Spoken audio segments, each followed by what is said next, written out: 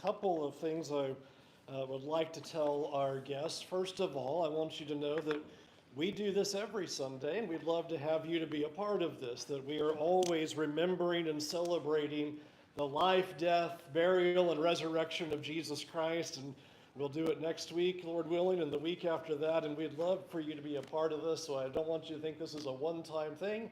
But would love for you to be a part of this every week because he's called for us to do that.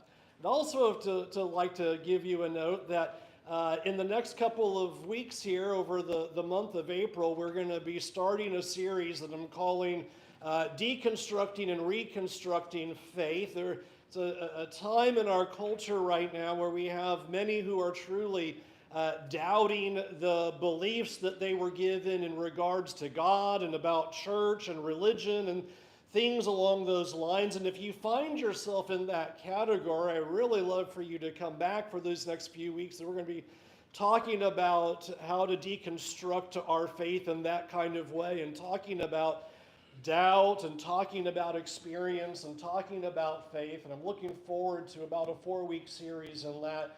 And I hope that you'll consider joining us in these upcoming Sunday mornings as we do those things. But for this morning, I want to draw your attention to where we are at the end of Matthew 27, the beginning of Matthew 28. We have been going through the Gospel of Matthew together. A couple of people said to me, did you time that out? I'm not that good, no. There is no way a year and a half ago I could go, yeah, that'll land just like that. I figured I'd be in the ballpark of Matthew 26 to 28, but that's just kind of how that went. So, no, not that good. But I'm glad it worked out that way for us, that we could spend this time this morning looking particularly at the final moments here of the Gospel of Matthew. The Gospel of Matthew ends in regards to the resurrection of Jesus because it is the most important thing. If Jesus does not raise from the dead, then everything from Matthew 1 to Matthew 27 is irrelevant. He must raise from the dead to be able to verify himself to be the Son of God. And that's what you see happening here as we come to the end of Matthew 27. You will notice that we have the burial scene that is given to us in Matthew 27.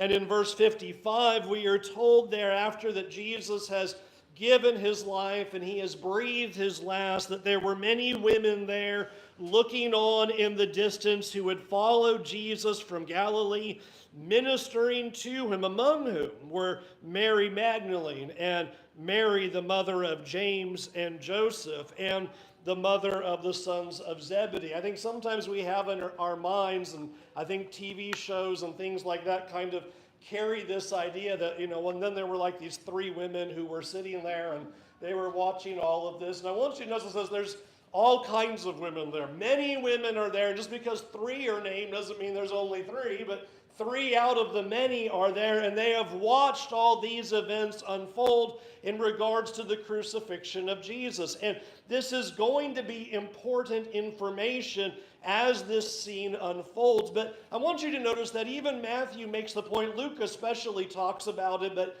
even Matthew is making the point here that these women were crucial in Jesus' ministry, that they are depicted as being a part not only as followers and disciples, but they were servants as well. Luke's account tells us that they were financially supporting Jesus and those apostles and the work that he was doing those years. And they are there at this scene. That they had been serving him and following him, and they are watching all of these events unfold.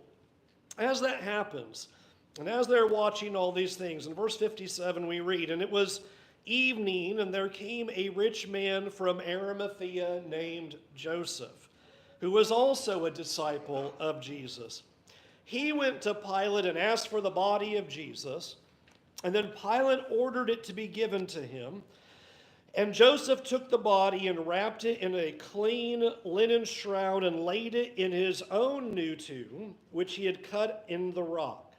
And he rolled a great stone to the entrance of the tomb and went away. Mary Magdalene and the other Mary were there, sitting opposite the tomb."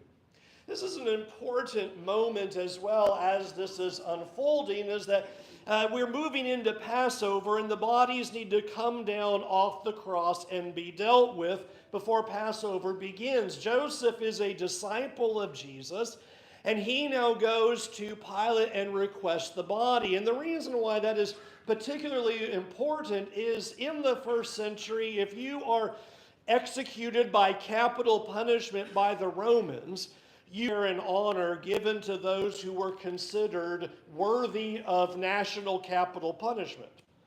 You think about that in our society, there's not going to be this whole big thing for someone who is executed by the state for crimes against the state. You're not going to have that. And so his body would have been assigned then with the rest of the criminals and been put in that kind of mass grave. But Joseph, he now goes and requests the body. And we're told what he does. He is given then the opportunity to take the body. He wraps the body, and he's putting it in his own new tomb that is cut into the rock, and he then has the stone put in front. And I think it's important to note that this continues to fulfill prophecy. Prophecy is being fulfilled. And here is yet another one. You might remember this from Isaiah 53, this prophecy that we call the suffering servant prophecy. And notice that there is this contrast that he's assigned a grave with the wicked, but was with the rich man at his death, because he had done no violence and had not spoken deceitfully. There's this idea that we have seen over the past few weeks that everything that Jesus is enduring makes him look like he's rejected by God and cursed of the people. And you see that in Isaiah 53 that he would have been assigned with the rest of the criminals. That's where his body would have gone. However, in this prophecy, somehow he's going to end up with a rich man, and now you see how that was going to happen. Rather than being assigned a grave with the wicked, Joseph, a rich man, takes the body, wraps his body, puts it in the tomb, and an important final note that's given to us there in verse 61 is that the women see all of this. Now you have Passover going on. But I want you to notice something that is fascinating about this in verse 62. Matthew 27:62. We're told the next day, that is the day after preparation, the chief priests and the Pharisees came before Pilate and said, "Sir, we remember how that impostor said while he was still alive, 'After 3 days I will rise from the dead, and the last fraud will be worse than the first.' And Pilate said to them, 'You have a guard of soldiers. Go, make it as secure as you can.' So they went and made the tomb secure by sealing the stone and setting a guard." The thing that I find absolutely fascinating about this scene is that there is an awareness about what Jesus proclaimed. Sometimes you might think, well, only the disciples were taught that Jesus was going to raise from the dead 3 days later. But I want you to notice that Matthew records for us even his opponents, even the opposition, those who stood against him, were aware that Jesus had been going around saying that he's going to raise himself in 3 days. And I want you to think about them going to Pilate and saying, now here's the problem. This guy went around saying he's going to raise from the dead, and he's going to just perpetuate this monster fraud because the disciples are going to come and steal the body, and it's going to be worse than ever before if they go do that. So we want to secure this tomb. I want you to notice that Pilate says, you go ahead and do that. You seal the tomb, and you go ahead and secure it as best you can. Now, I want you to imagine if you are concerned about a fraud being perpetuated, you are concerned about disciples who are going to come and steal the body. That's what they say. We're nervous that that's what they're going to do. How secure do you think they made that tomb? I submit to you, they locked that thing down. They are going to make sure that nobody is coming into this tomb undetected. There is no way somebody is going to sneak in here. It is going to be impossible for somebody to come in and go, oh yeah, we pulled it off. They seal the tomb. They put a guard of soldiers in front of it. Nobody's getting near this thing without somebody knowing. And that's what they want to make sure. That's the whole point of the security of the tomb and the sealing of the stone. They're going to make sure that nothing can happen. And of course, you know, humans can't stop God. Humans can't stop God. Chapter 28, verse 1. Now after the Sabbath, toward the dawn of the first day of the week, Mary Magdalene and the other Mary went to see the tomb. You can just imagine, here we are early in the morning, and now they are on their way. And as they're on their way, notice what Matthew tells us in verse 2. There was a great earthquake. Why? For an angel of the Lord descended from heaven and came and rolled back the stone and sat on it. His appearance was like lightning and his clothing white as snow, and for fear of him, the guards were trembling and became like dead men. You can imagine that here they are going now. They are going to make further preparations for the body of Jesus. This had to be done in haste as were coming up against Passover, and so they needed to return to their homes. So Joseph is able to wrap the body, put it in the tomb. After we have the Passover weekend completed, the women are going to go and officially carry out the rest of the obligations and care for the body of Jesus. That's why they've come. And as you're coming to the tomb, you can only imagine their shock and delight as there's now this amazing great earthquake that happens. And here is an angel of the Lord sitting on the stone with the stone rolled back. Not what you expected. And I want you to think about why the stone had been rolled back. That the point that the gospel writers are making is that we didn't need to roll back the stone to let Jesus out. That we needed to roll back the stone to let everybody see he wasn't there anymore. It wasn't that, oh, here he is, knocking on the, will somebody let me out of here? No. He's already gone just like he said. And now the stone is back so the angel can tell everybody he's not here. In fact, that's what he tells these women in verse 5. Don't be afraid, for I know that you seek Jesus who was crucified. He is not here, for he is risen as off at a distance. And trust me, go on in and check it out. There's nobody in there. There's nobody. Go see where he was. And the women go in and investigate it, and then the angel says, go quickly and tell his disciples that he is risen from the dead, and behold, he is going before you to Galilee. There you will see him. I have a message for you. Go tell the disciples. Jesus is leading the way to Galilee, and he's going to see you there. But as the women are leaving in verse 8, I want you to notice what happens. Verse 9. Behold, Jesus met them and said, greetings. And they came up and took hold of his feet and worshiped him. This is an important piece of information. Because they're not seeing a ghost. They're not seeing a spirit. This is not a figment of their imagination. They are actually touching the body of the risen Lord and worshiping him at that moment. And Jesus tells the women the same message that the angel had just prior instructed. Go and tell my brothers to go to Galilee, and there they will see me. But I want to underline something there in verse 9. I love how many times we are given a picture of the heart of Jesus. And you see it here again in verse 9. Jesus does not tell the women, now go tell those failures of disciples who all forsook me a few days ago. I told you so. I'm going to see you in Galilee. Get on. Notice he calls them family. Go tell my brothers that I'm going to Galilee just like I said. And you'll see me there soon. Now imagine as that event completely unfolds, we're told another important piece of information in verse 11. So as the women are going to tell the disciples that Jesus has risen from the dead, we're told in verse 11, some of the guard go into the city and they tell the chief priests all that had taken place. You know, I want you to imagine how they would have told this account.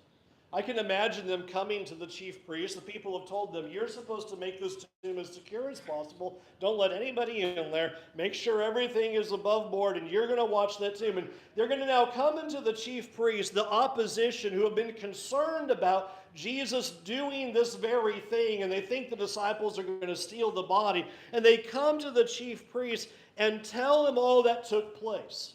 So that's what we read just a moment ago. You can imagine them saying to the chief priest, so here's what happened. There was this great earthquake that just happened. And when that great earthquake happened, we saw an angel, like lightning, blinding, roll the stone back and sit on it. And there was no Jesus inside. And the angel started talking to the women about how he wasn't there, and we were terrified at the scene. And you can just imagine just them trying to explain what's happened. We were there. There was no stealing of a body. An angel did all this. It's inexplicable. And I want you to notice verse 12. So when they had assembled the elders and taken counsel, they gave a sufficient sum of money to the soldiers. And they said, tell people his disciples came by night and stole him away while we were asleep. And if this comes to the governor's ears, we will satisfy him and keep you out of trouble. And so they took the money as they were directed, and this story has been spread among the Jews unto this day. Here's the thing that I think is just fascinating, is that rather than believe the evidence of the miracle, they create an implausible story. These are the religious leaders. They are the chief priests. They're the ones in charge. They're the pious, the righteous ones. They're the ones that everybody's looking up to. And the soldiers explain that an angel came and did all of these things. And rather than believe, they would rather put a story together. Now, here's the thing that I think is interesting about all of this, is that they have done this the whole time. They have done this the whole time. Is that everything that Jesus has done, they have dismissed. If Jesus performs a miracle, they've dismissed that for 3.5 years. If he heals somebody, they have dismissed it. Jesus has caused people to be raised from the dead, even like Lazarus, and they still are dismissing Jesus. Now Jesus does what he said he would do. He would raise from the dead 3 days later. The soldiers now go and say to the chief priest, he's not there. Here's how it all unfolded. We were there. And they still will not listen and still reject what they're being told. And I want us just to think about, you have a historical account here of what took place. And they would rather believe that the disciples stole the body, even though the soldiers told them that that's not what happened, didn't happen. And I want you to think about this idea for a moment, because every single person has a decision to make in regards to Jesus. You either believe historical eyewitness testimony that the tomb was sealed and the security was there and the soldiers were watching and they did their job and the body rose from the dead, the stone was rolled back by an angel, and the soldiers then reported all that happened. or you have to grasp for another explanation. You don't have another landing place. That's what the religious leaders are doing. We need to come up with another answer. We need to come up with another story. And of course, the favorite story is the disciples stole the body. What's interesting about that is they did everything to make sure that that wouldn't happen and couldn't happen. And when that didn't happen, they still said, well, we'll make that the story. That's still going to be the story. That's what we're going to go with. We'll pay you off. You tell everybody that's what happened. And if you get in trouble with Pilate, we'll take care of that. We'll make sure you're okay. Because there's no way these soldiers fell asleep. And there's no way, with a guard of soldiers in front of a large stone, that 11 guys just went sneaking in there, rolled back a large stone to no one's detection whatsoever, picked up a dead body, and then ran out of there, and no one saw. It's a ridiculous answer. But that's what people do, is grasp for any other explanation. You either have enough faith that Jesus did what he said, or you have faith in an implausible story. Now, I want you to notice what Jesus does with this as the gospel comes to its conclusion. Verse 16. Now the 11 disciples went to Galilee, to the mountain to which Jesus had directed them. And when they saw him, they worshiped him, but some doubted. Let me just make a quick aside here. The gospel accounts show that the disciples were not sitting there with bated breath going, all right, day 1, 2 more days. Day 2, all right, we got 1 more day. Day 3, all right, he's going to reign. That's not how anybody saw this. No one was ready for this moment. And all of the gospel accounts record some kind of means in which they are stunned, surprised, and astonished at the risen Lord. There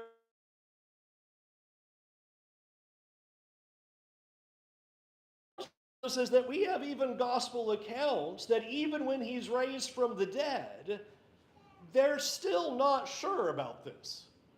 And I want you to see that here in verse 17. When they saw him, they worshiped, and some doubted. At the beginning of the lesson, I put on the screen the deconstructing faith thing. If that's you, I want you to come back. Because that's what we're going to be talking about. That idea right here. I've got some, but I'm not all the way. I'm still doubting. I'm unsure. Well, that's where they're at. You might remember Luke's account. Here you have the 2 on the road to Emmaus. They're talking about all these things. We thought he was the one. You know, they weren't like, hey, yeah, we should see him any minute now. There's all kinds of doubt going on. The disciples are not a bunch of irrational believers, but they are rational skeptics. And some are worshiping and some are doubting. You might remember John's account. Can you imagine the other 10 disciples saying, hey, we saw Jesus risen from the dead, and one of the disciples says, I don't believe that unless I see it myself and touch him. They're as skeptical as we are about this idea. But they saw him and they worshiped him. And I want you to notice what Jesus says. Verse 18. Jesus came and said to them, all authority in heaven and on earth has been given to me. Therefore, go and make disciples of all nations, baptizing them in the name of the Father and of the Son and of the Holy Spirit, teaching them to observe all that I have commanded you. And behold, I am with you always to the end of the age. I want you to notice that for Matthew's gospel, the resurrection of Jesus demands 2 very important conclusions. Verse 18 is not, I sure hope that you think I have authority.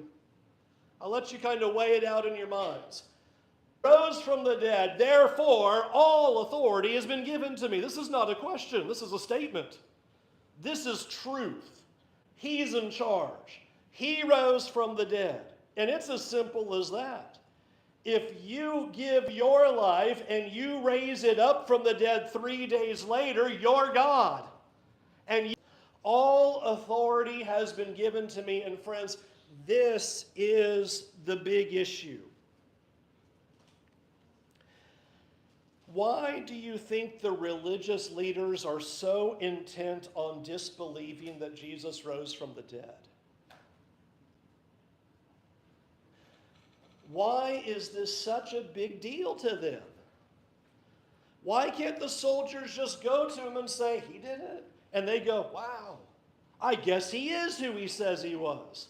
Why aren't they running to the tomb and seeing, yep, the body's not there, the soldiers are right, the tomb, we know it was sealed, we know the soldiers did their job. Why are they unwilling to believe? And I want you to know, it's not for lack of evidence. Sometimes we want to play a game. Oh, my unbelief is on evidence. I want you to be real. No, it's not. No, it's not. It has nothing to do with evidence. These chief priests and religious leaders have seen Jesus do incredible, miraculous things. And this is the capstone of it all. And they don't believe. Why not? What's holding them back? Do they just need another miracle? Do they just need a little bit more evidence? Do you think they just needed one more thing? Let me tell you what the problem is. The problem's not the evidence. The problem is this. It means Jesus has authority over your life. And as humans, we don't like that. Our natural response is resistance.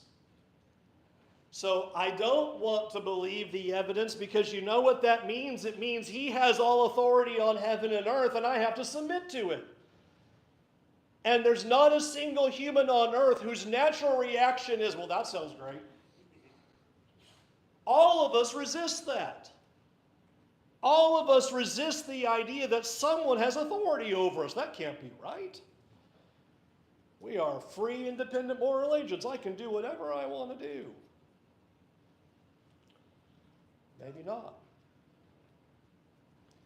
But this is the point of resistance. If Jesus rose from the dead, then he has authority over every person, every group of people, and every nation. If he rose from the dead, you have to listen to him.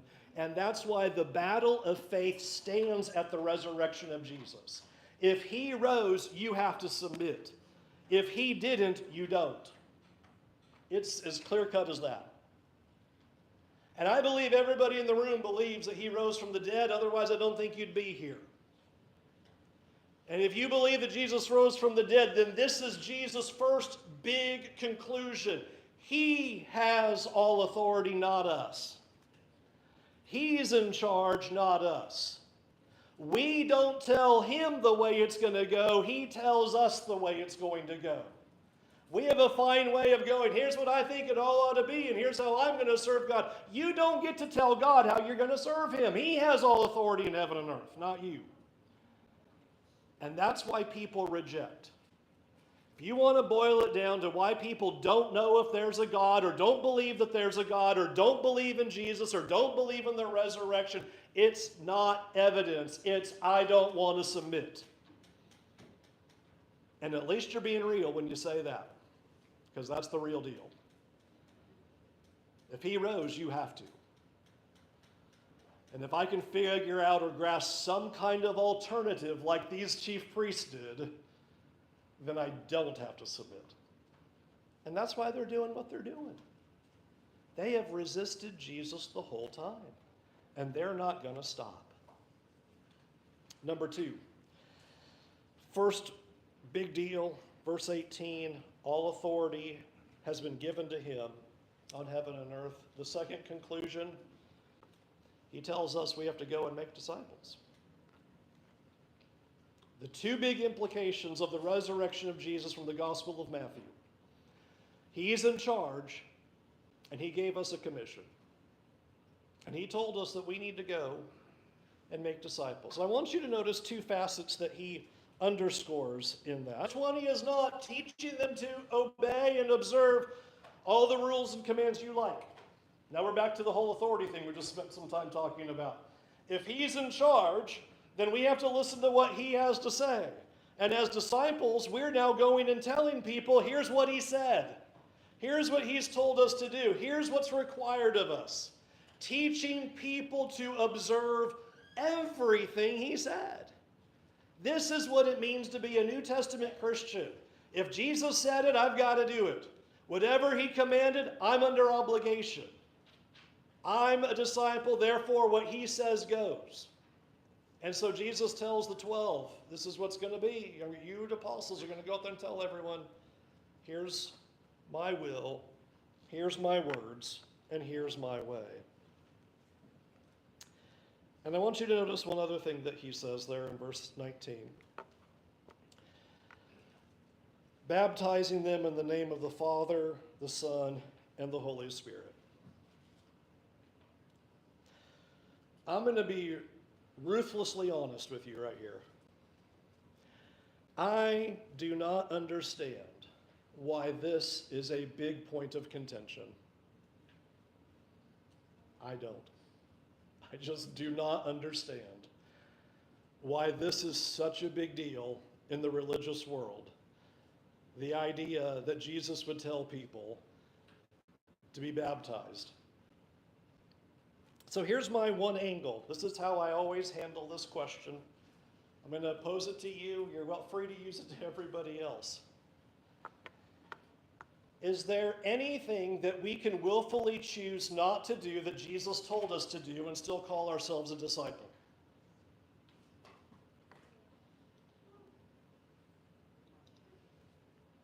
I'm just going to boil it down to that. Is there anything that Jesus said that we can look at and go, yeah, that's something you should do, but and still call ourselves disciples? We don't do that with anything Jesus says. We don't go, well, I know he said to believe, but if you don't believe, you're not a disciple. Now, I know he said to turn away from sin, but name one thing that Jesus said that you can willfully ignore and say, I'm not going to do that, and still call yourself a disciple. I don't understand all the dancing around verse 19. He said to do it. There it is. Why would I not do what he says?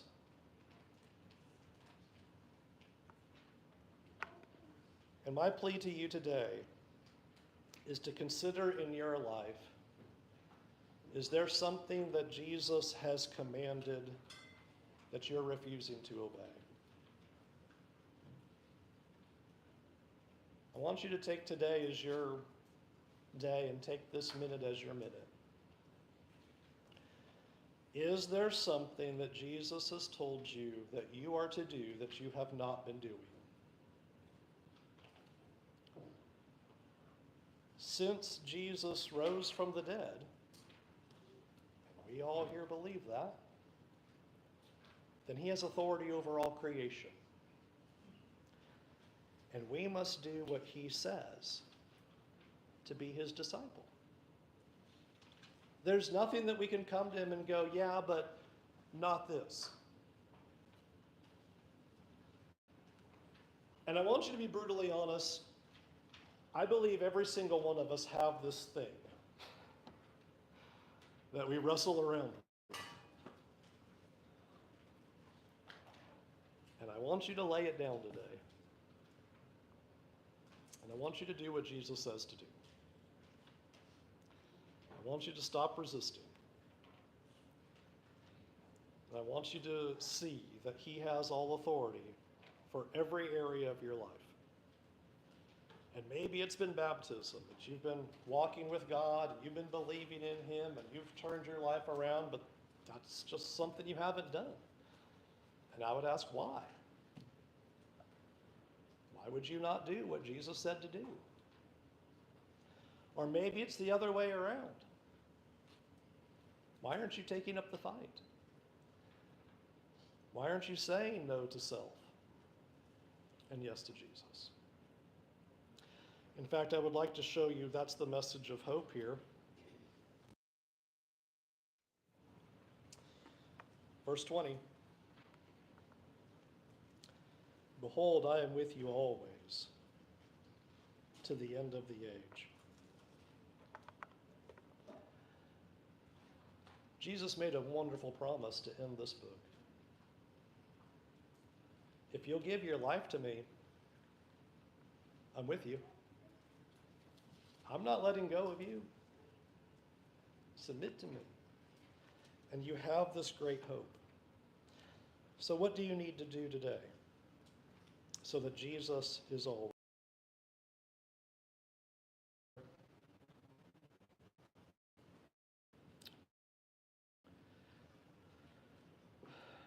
Lord, I pray at this moment that you would truly open our hearts and press upon us whatever it is that we have been refusing to yield to you about. Lord, help us to see clearly that you have all authority because you've risen from the dead. And help us to see the implications of your risen life, Lord. Lord, help us to remember that the resurrection is not merely a celebration, but is a call for us to respond. And Lord, we praise you and are amazed that you gave your Son for us and then raised him up 3 days later to prove exactly he is who he said he was. Lord, forgive us for the areas in our lives where we have been holding back. Forgive us for the sins that we have held on to. Forgive us for the times and the places and the events in which we are holding back and not following through and serving you, Lord. Help us to really consider what command that we are not keeping. And give us the strength and the courage to make that change today. Lord, help us to not only obey your word, but to be a people who go out into all the world and make disciples. Help us to be the people who can shine as light and be the salt of the earth and be in your image and sharing the good news of what you have done. Lord, help today to be a day of change for each one of us, not only for ourselves personally as we will serve you more fully in a more devoted way, but as disciples also who reach out to the world around us. Help us to do it, Lord, and forgive us for our failures. In Jesus' name, amen. We are singing an invitation song, and this invitation is for you to think about where you are with God today, and we would love to help you to get on the right track with God if you have wandered away from God, if you have not been serving God the way that you know you should. There's an area in your life where you say, yeah, I've been holding back on this thing. We would love to help you do that. We would love to help you get on the right track. And you have a family here in this room who would love to help you. You can grab anybody next to you and say, hey, I got to get this figured out and get right with God. And you are going to get hugs, and you're going to get tears of joy, and you're going to have people ready to help you. If you're like, I'm sitting by a stranger, don't really know, grab me afterward. You can grab Dan afterward. You can talk. So we would love to talk to you more about how we can help you get your life right with God. If there's anything we can do, would you talk to us afterward? Or if you want, you can come forward right now and make that known to everyone while we stand and while we sing.